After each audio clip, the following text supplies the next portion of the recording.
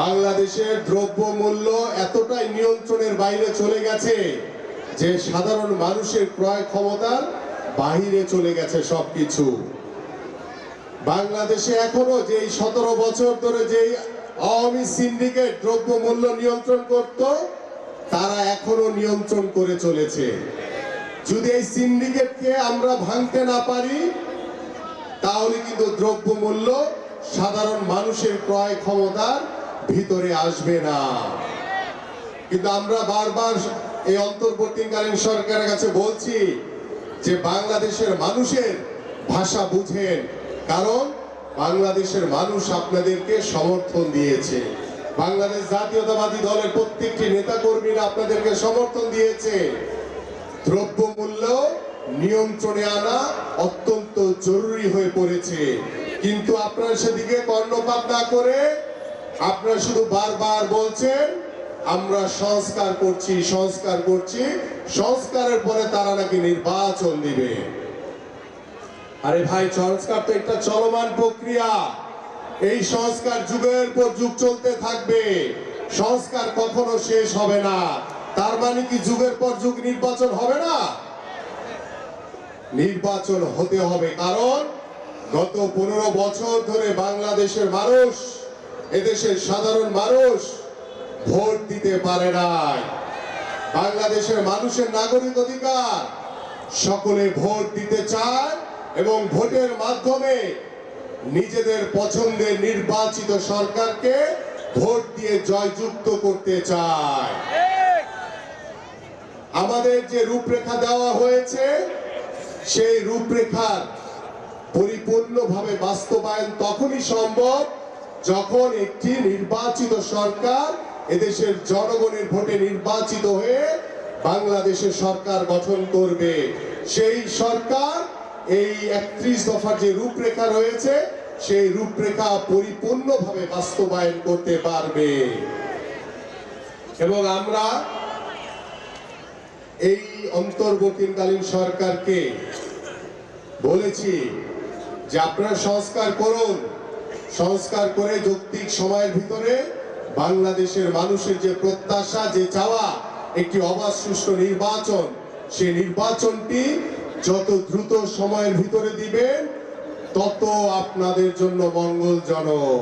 কারণ আজকে বর্তমানে যদি আপনি প্রশাসনের দিকে তাকান, এখন পর্যন্ত প্রশাসনে স্থিতিশীল অবস্থা আসে নাই। আজকে দ্রব্যমূল্যের দিকে তাকান, দ্রব্যমূল্য নিয়ন্ত্রণের বাইরে চলে গেছে। আজকে বিচার বিভাগের দিকে তাকান, বিচার বিভাগে এখন পর্যন্ত সেই গতিশীলতা ফিরে আসে নাই। তাহলে অন্তর্বর্তীকালীন সরকার গত 6 মাস ধরে কি করলো? আমরা কয়েকদিন আগে দেখলাম বিভিন্ন জায়গায় ভাঙচুর চলছে। আমরা আন্দোলনের সময় ছাত্র জনতার যে গণ-অভ্যুত্থান দেখেছি, তখন স্বৈরাচারকে মুক্ত, এই স্বৈরাচারের পতন নিশ্চিত করার জন্য বাংলাদেশের মানুষ, আপামর সাধারণ মানুষ রাজপথে নেমে এসেছিল। কিন্তু 6 মাস পরে এই ধরনের ভাঙচুর কেন? আমরা তো একটি সভ্য জাতি। এই দায়ভার কে নিবে? এই দায়ভার সরকারকে নিতে হবে। কারণ এই ধরনের ভাঙচুর, এই ধরনের বিশৃঙ্খলা একটি বাংলাদেশি জাতি হিসেবে আমরা কখনোই প্রত্যাশা করি না। এর পিছনে ষড়যন্ত্রকারী কারা? আমি অন্তর্বর্তীকালীন সরকারের কাছে আহ্বান করব, তাদেরকে খুঁজে বের করুন, তাদেরকে আইনের আওতায় এনে দ্রুত বিচার করুন। এবং আমাদের একটি যৌথ বাহিনী নেমেছে, ডেভিল নামে যে যৌথ বাহিনী নেমেছে, আমি আপনাদের কাছে আন্তরিকভাবে আহ্বান করব, আমাদের এই যৌথ বাহিনীকে সর্বাত্মকভাবে আপনারা সহযোগিতা করবেন। কারণ এই যৌথ বাহিনী নেমেছে আওয়ামী লীগের যে ষড়যন্ত্রকারী যারা রয়েছে, আওয়ামী লীগের প্রেতাত্মারা যারা বিভিন্ন আনাচে কানাচে বসে আছে, সেই প্রেতাত্মাদেরকে ধরে আইনের আওতায় এনে তাদেরকে শাস্তি দেওয়া হবে। কারণ এই ষড়যন্ত্রকারীরা এখন পর্যন্ত বাংলাদেশের মানুষের সাথে বাংলাদেশকে নিয়ে তারা ষড়যন্ত্র করে চলেছে।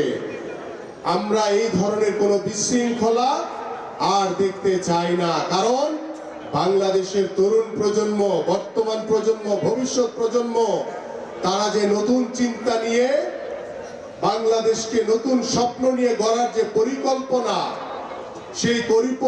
সেই পরিকল্পনার সাথে বাংলাদেশ জাতীয়তাবাদী দলের প্রত্যেকটি নেতাকর্মী একত্রিত হয়ে আমরা বাংলাদেশে একটি সুন্দর সমাজ গঠন করতে চাই, বাংলাদেশে একটি সম্প্রীতির বাংলাদেশ গড়তে চাই, বাংলাদেশে একটি অসাম্প্রদায়িক বাংলাদেশ গড়তে চাই, বাংলাদেশকে একটি সমৃদ্ধশালী বাংলাদেশে গঠনের মাধ্যমে পরিপূর্ণভাবে বাংলাদেশের গণতন্ত্র প্রতিষ্ঠিত করতে চায়।